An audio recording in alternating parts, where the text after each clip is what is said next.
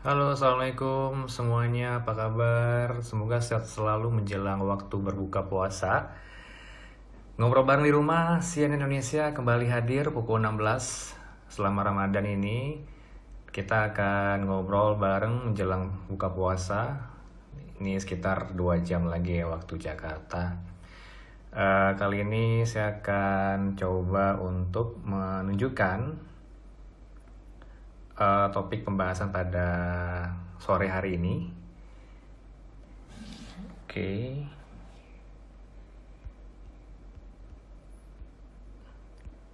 Ini dia, mana nanti akhir pandemi bersama Dewan Redaksi CNN Indonesia, Mbak Desi Anwar, senior saya, panutan saya,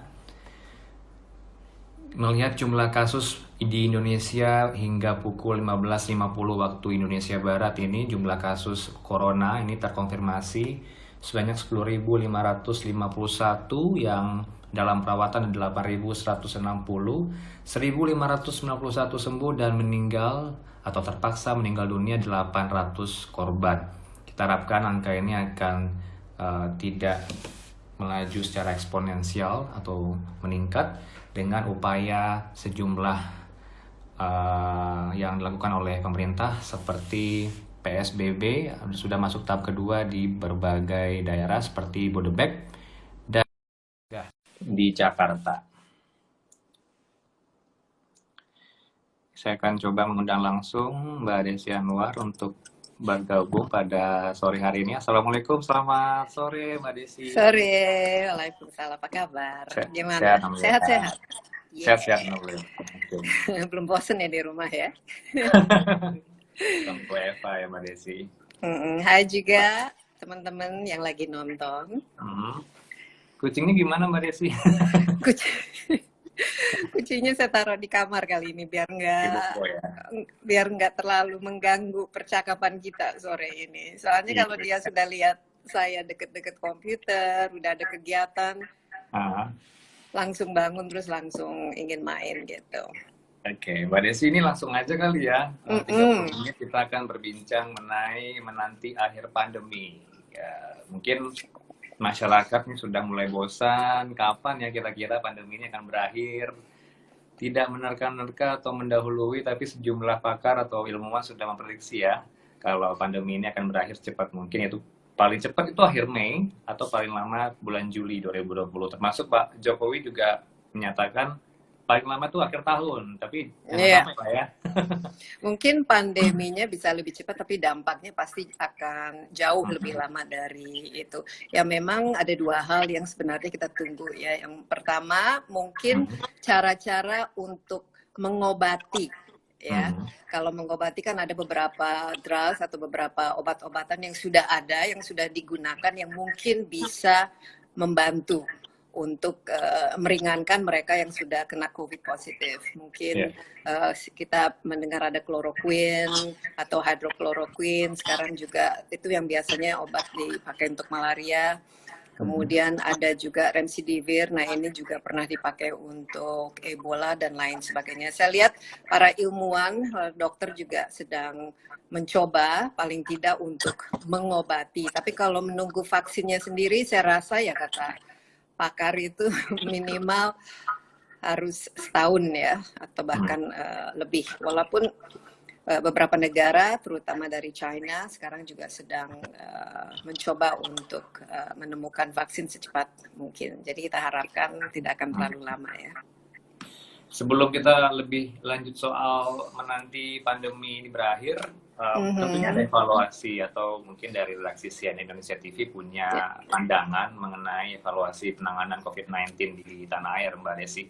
Kita mulai mungkin dari bantuan sosial ya, ini lagi marak Ya. sekali, tidak tepat sasaran dan juga kabarnya dari Mensos ini masih menunggu ada keterlambatan, katakanlah kantong bertuliskan bantuan presiden. Apakah ini menjadi memang marak sekali, apa bisa kita katakan cap atau stempel dari kepala daerah, pejabat-pejabat pusat termasuk bantuan presiden ini? Apakah memang ini menjadi penghalang untuk memberikan bantuan sosial itu sampai ke tangan masyarakat?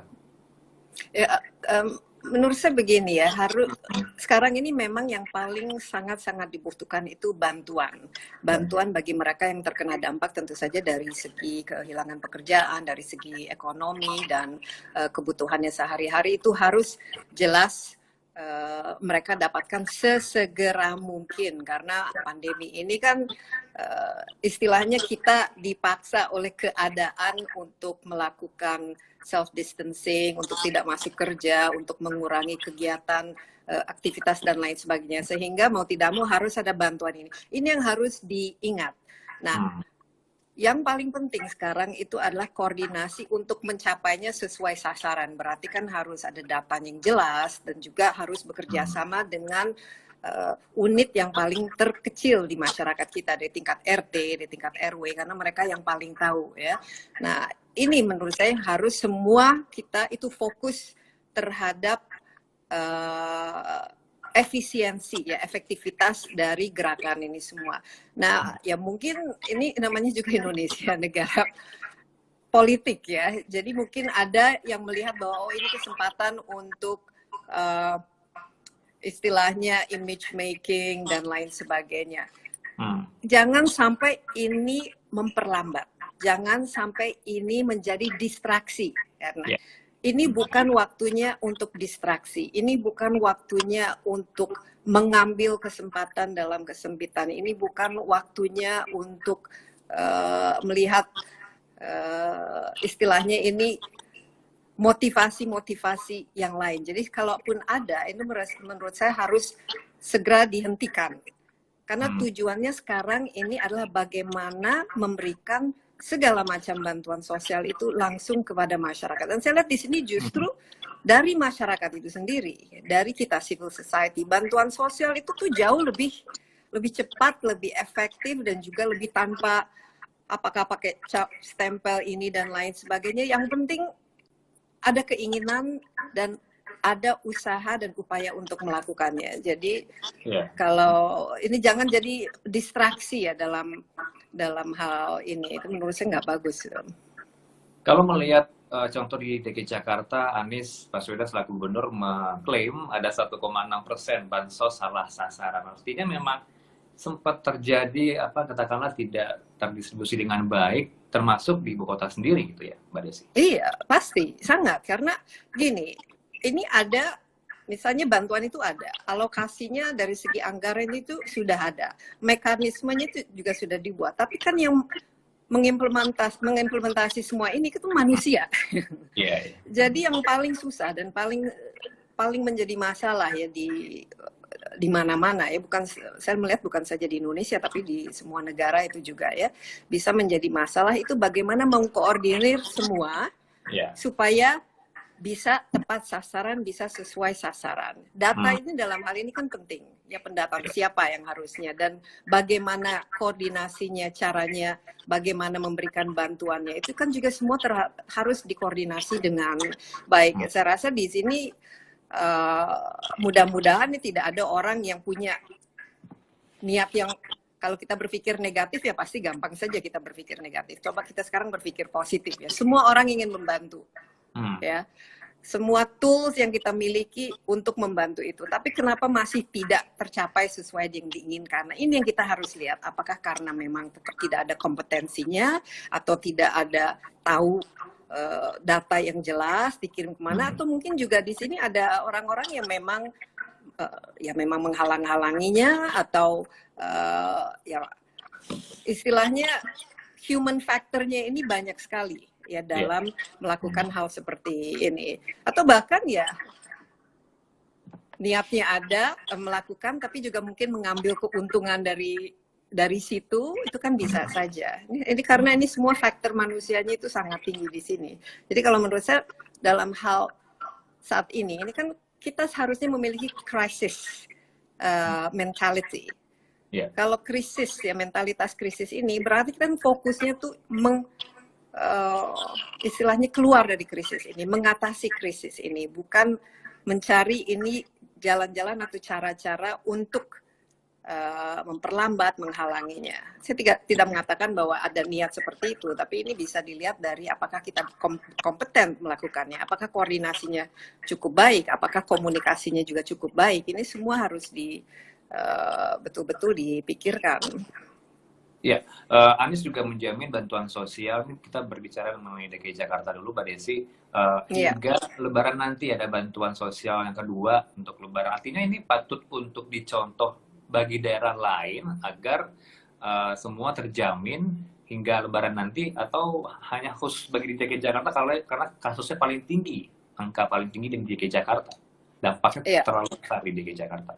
Iya, kita harapkan kan bahwa ya dengan adanya pembatasan sosial secara besar-besaran ini, tidak banyak orang yang mudik, dan ini berarti bisa menekan ya angka COVID-19 yang juga bisa tertular ke daerah. Ya memang sekarang fokusnya mau tidak mau masih di Jakarta. Dan kedua, Jakarta kan juga istilahnya bukan saja banyak penduduknya, tapi di sini kan banyak penduduk yang migran, istilahnya pekerja yang harian, pekerja yang dari segi urban ya, pekerja informalnya kan cukup banyak. Nah biasanya kan kalau mereka migran ini pulang kampung kan mereka pergi ke rumahnya, tinggal bersama saudaranya dan lain sebagainya, sehingga ada semacam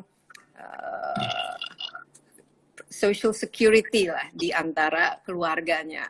Nah, kalau di Jakarta ini ya kalau mereka tidak punya pekerjaan, itu kan berarti mungkin tidak bisa bayar kos, dan akhirnya mereka tidak bisa punya tempat tinggal dan lain sebagainya. Nah, ini kan yang harus kita perhatikan, apalagi kalau jumlahnya kan cukup banyak gitu. Jadi kalau di daerah mungkin di kota-kota besar ya mirip seperti Jakarta ini, di mana populasi urbannya yang jumlah pekerja informalnya juga lebih banyak. Nah ini mungkin bisa dicontoh. Tapi menurut saya yang paling penting ini adalah masalah koordinasi. Nah koordinasi ini kan apalagi yang paling butuh bantuan itu kan pasti di daerah-daerah atau di tempat-tempat kan yang mau tidak mau kan harus dijangkau.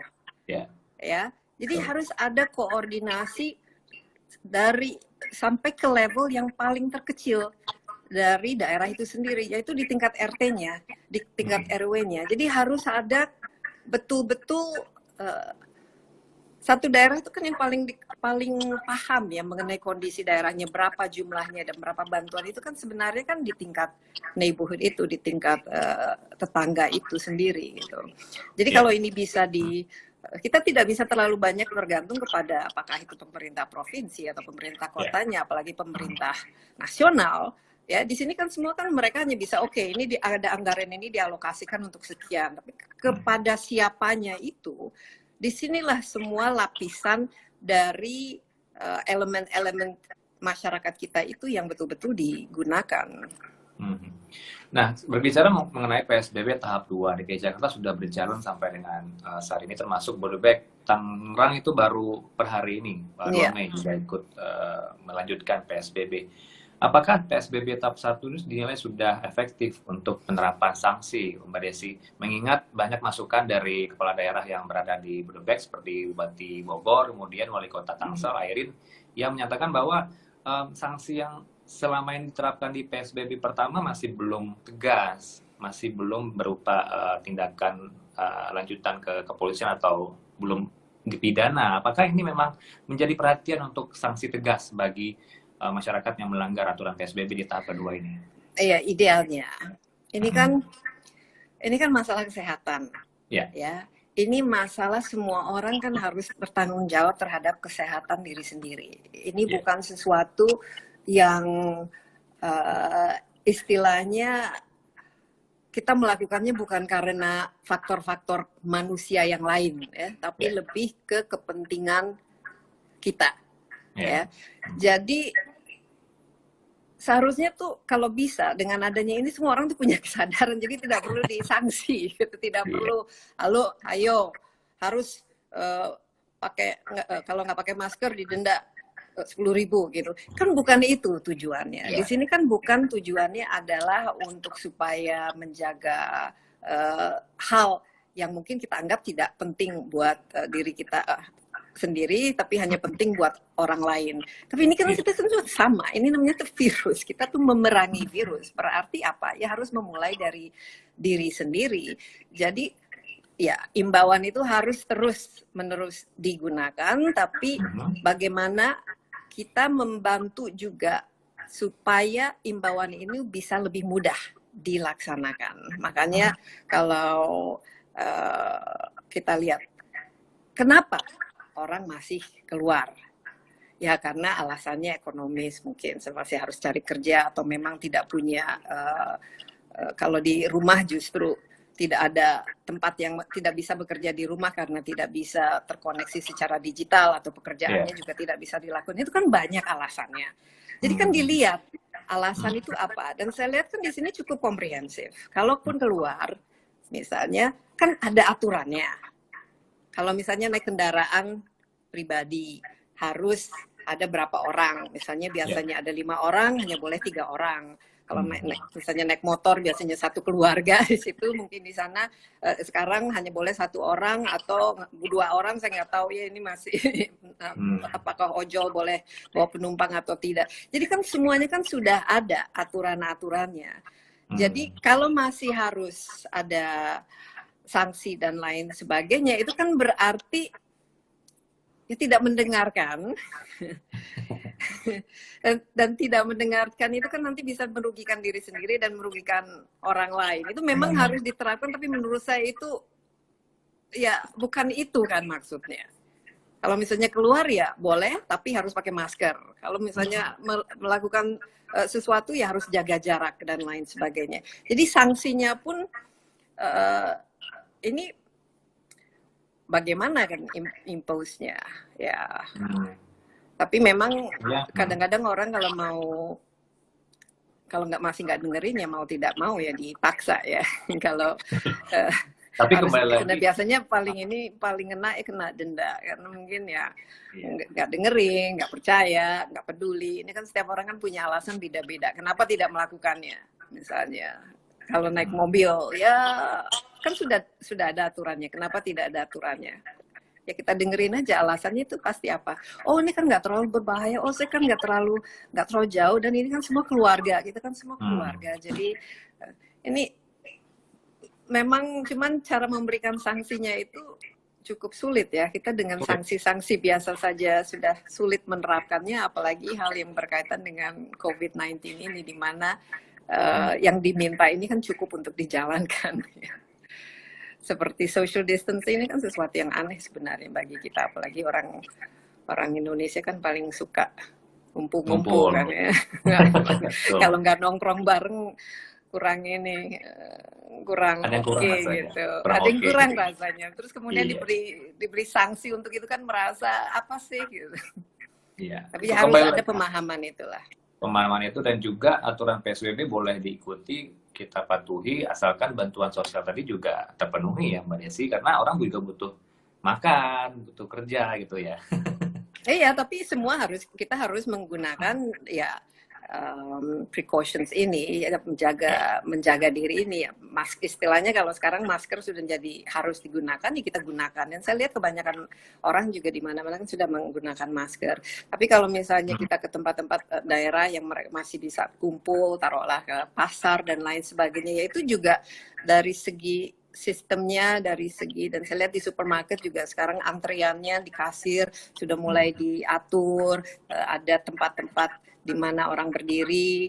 Jadi kita memang harus membuatkan sistem yang mendukung peraturan-peraturan itu. Ya masalahnya ini kan semua berjalan dengan begitu cepat ya. Jadi semuanya kan infrastrukturnya kan juga harus diterapkan dan dipasang dengan begitu cepat. Misalnya masuk ke sebuah gedung atau kemana-mana sekarang harus dicek temperaturnya, terus harus ada hand sanitizer dan lain sebagainya. Ini kan jadi harus mau tidak mau kan disediakan. Tapi kalau masih dengan segala macam infrastruktur, peraturan dan imbauan itu sudah dilakukan, ya kalau itu masih dilanggar, ya mau tidak mau memang di sini sanksi bisa diterapkan. Tapi sanksi tidak bisa diterapkan kalau infrastrukturnya itu sendiri atau semua alat untuk membantu kita menjalankan social distancing ini masih tidak digunakan, ya susah. Dan kalau ternyata mendapatkan kesulitan akibat penjalanan social distancing ini, misalnya tidak bisa mendapat penghasilan atau tidak bisa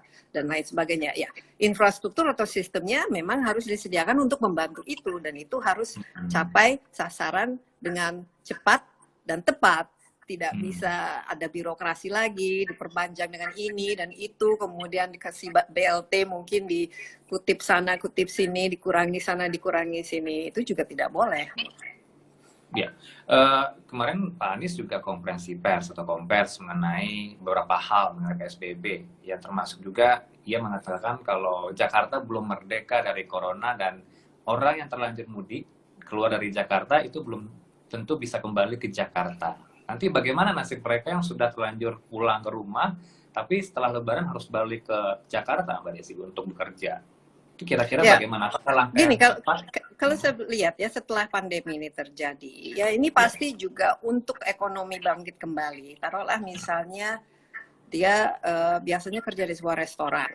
Ya, jadi pelayan di restoran atau koki di restoran. Dengan adanya pandemi ini, ya mau tidak mau kan restorannya kan bisnisnya tutup atau paling tidak dikurangi karena hanya menyediakan makanan secara online, sehingga tidak dibutuhkan karyawan dengan jumlah yang lebih besar.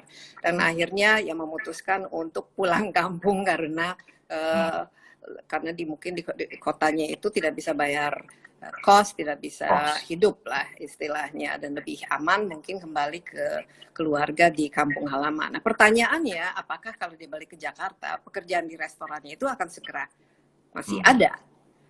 Atau jangan-jangan mungkin ya pekerjaan itu sudah tidak ada karena dari segi bisnis tidak bisa bertahan.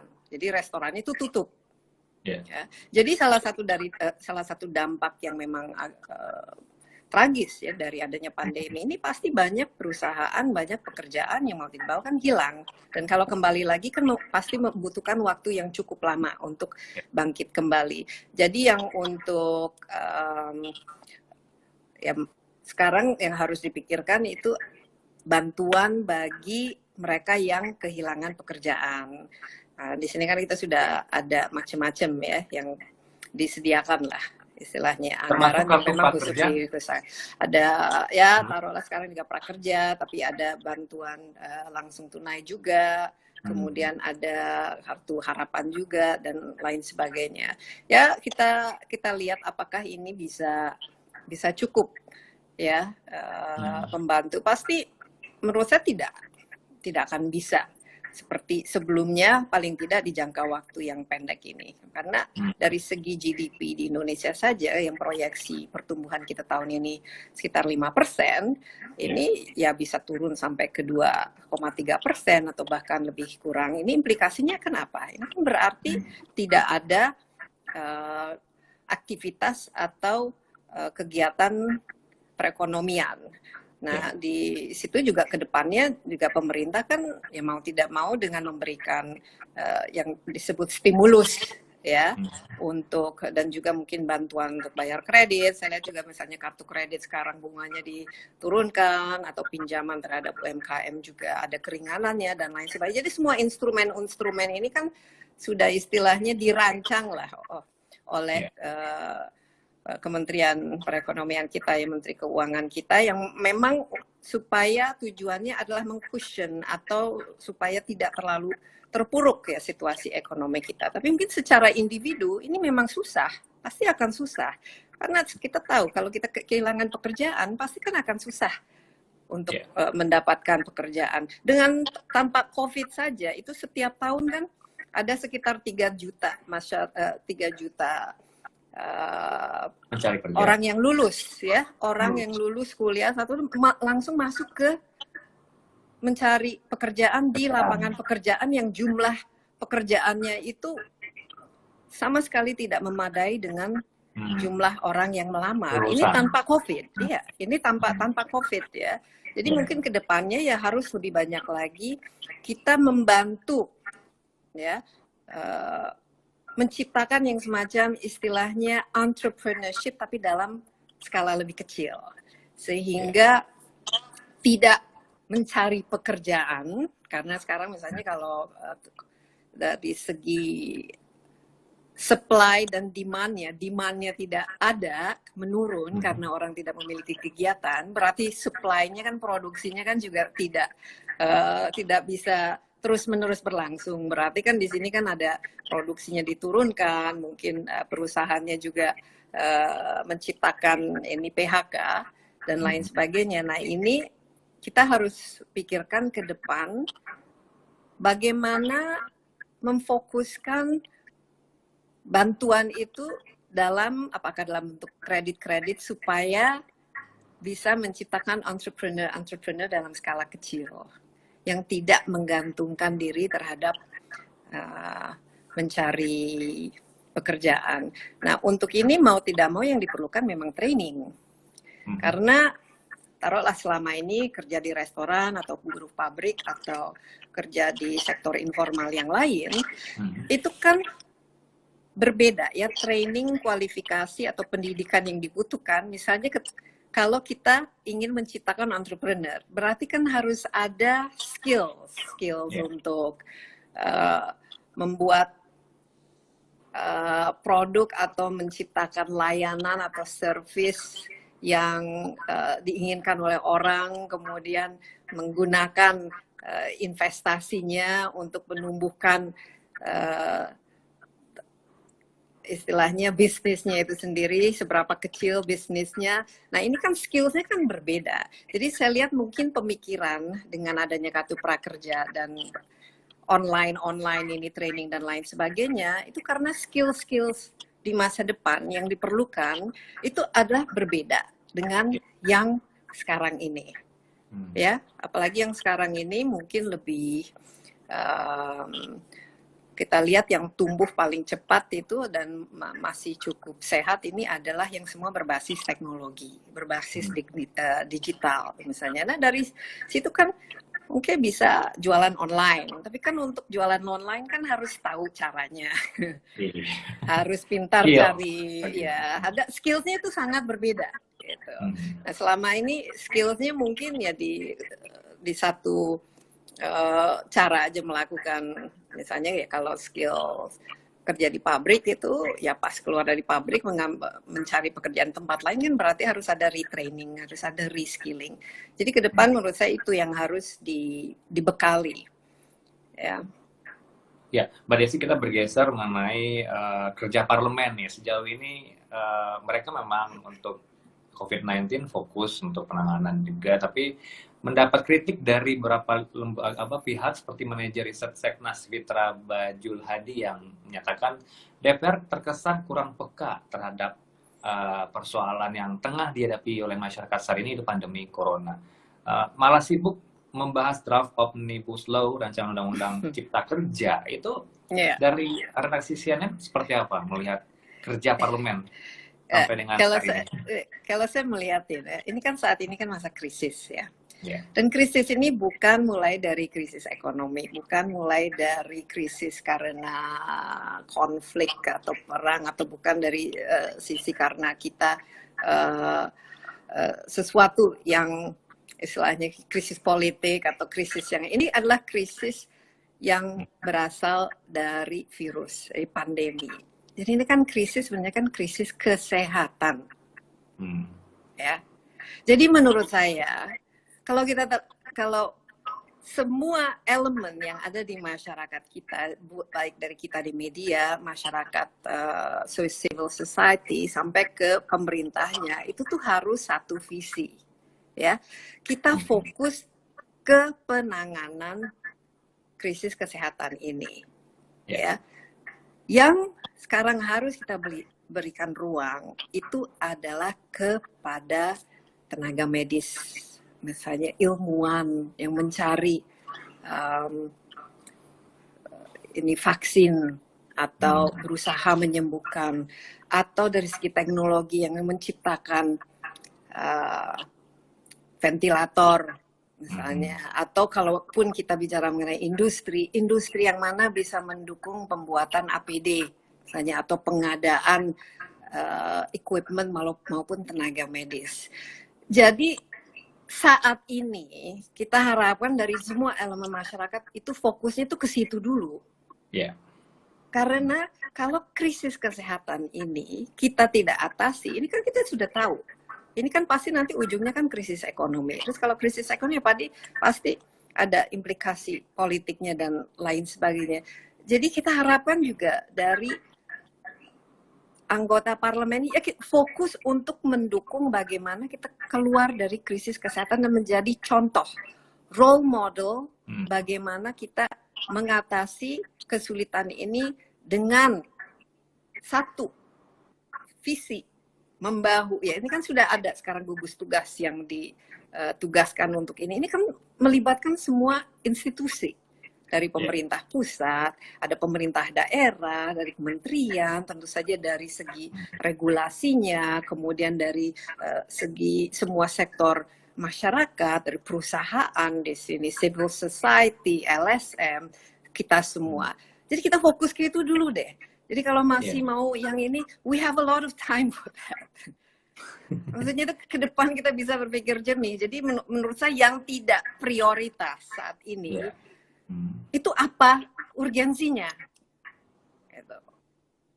Salah satu Omnibus Law tadi ya, itu malah ditolak oleh sejumlah aktivis masyarakat di luar sana. Iya, dan siapa tahu nanti kalau kita keluar dari pandemi ini, mungkin kita memerlukan hal-hal yang baru. Apa yang kita bisa pelajari dari bagaimana kita menangani ekonomi saat ini. Karena mungkin ide-ide yang selama ini tertuang di situ bisa saja tidak memadai lagi. Mungkin prioritas kita ke depan dari secara ekonomi, mungkin kita harus lebih banyak fokus kepada kesehatan masyarakat.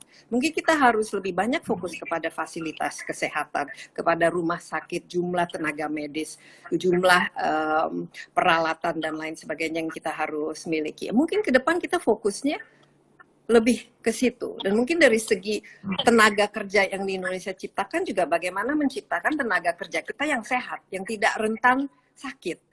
Yang misalnya dasarnya itu kita lihat kan di Indonesia kan itu kan yang statistik yang meninggal kan juga cuma banyak yang usianya mungkin relatif muda dibanding dengan misalnya dari negara-negara lain yang lebih banyak yang tua-tua. Ini masih dalam usia produktif misalnya. Kita juga harus lihat kenapa begitu banyak yang dalam usia produktif. Dan kita juga lihat kenapa misalnya ya apa yang menyebabkan. Mungkin karena di sini kita industrinya masih menciptakan polusi. Kemudian kita juga industrinya tenaga kerja kita juga masih fokus ke hal-hal yang pada ujungnya itu sebenarnya ke depannya kita harus merombak dari apa yang dibutuhkan. Dan kalau misalnya pandemi ini terjadi lagi, dan pasti akan terjadi lagi, kan ini ilmuwan semua mengatakan ini kan cyclical, pasti akan. Apakah kita siap? Jadi mungkin kita harus mengubah ya prioritas dari perekonomian kita, bukan hanya GDP tumbuh berkembang secara 3%, 4%, 5%, 6%, tapi lebih ke kesehatan dari perekonomian kita. Dan kedua, kita juga bisa lihat yang sekarang bisa menjadi sangat kelihatan dengan adanya pandemi ini adalah ketimpangan.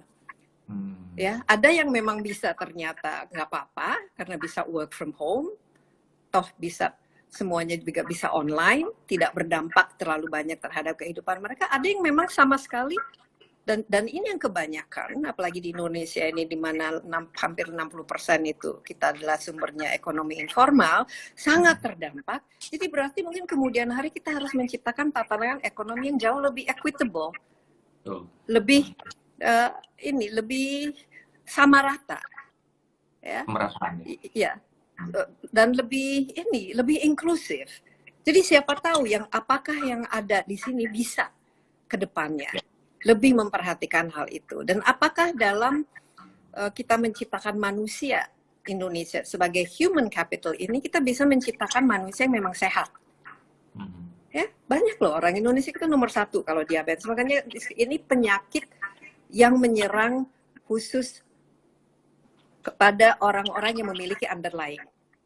Underlying itu contohnya seperti darah tinggi, diabetes, penyakit-penyakit lain ya. Nah, di kita di Indonesia ini kita tuh salah satu penyebab kematian di Indonesia itu diabetes paling tinggi pertumbuhannya. belum hypertension, ya heart attack, ya penyakit kardiovaskular. Dan kita harus pikirkan, ini kan ujung-ujungnya apa? Kalau manusianya, human capital kita, ternyata underlying itu tidak sehat, kita sudah lihat betapa beban yang harus dipikul oleh BPJS. Ya, itu kan kita kan sudah memiliki namanya social safety net, BPJS itu. Tapi BPJS itu kan uangnya kan dari mana? Itu kan uangnya bukan dari langit.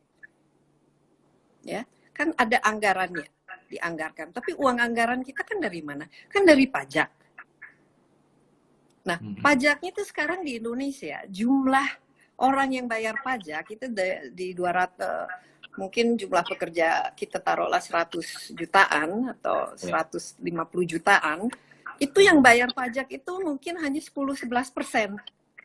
Bayangkan dari pajak yang dikumpulkan dari kita masyarakat ini, itu hanya nggak sampai 15%.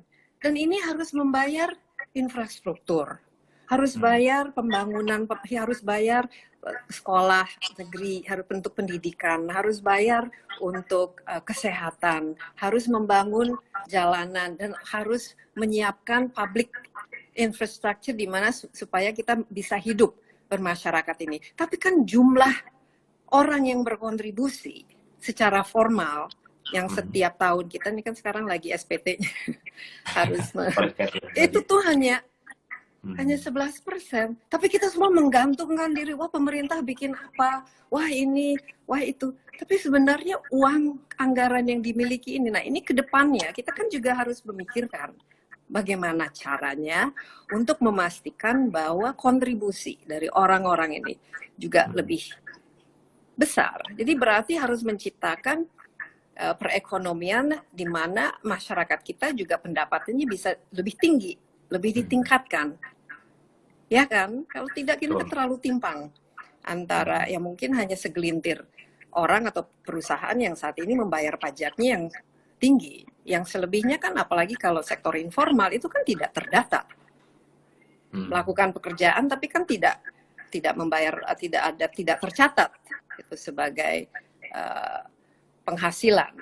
Nah, ini yang kita harus cermati, karena kalau di negara-negara taruhlah Skandinavia, kalau kita bicara model di negara yang ataupun negara yang di Eropa yang memiliki social safety net, bayangkan kita tuh memiliki social safety net BPJS. Amerika Serikat saja kan tidak memiliki ini semacam social safety network. Tapi kalau di Swedia atau di negara Skandinavia itu orang bayar pajak itu tuh bisa 60, 70 sampai 80% dari penghasilan mereka.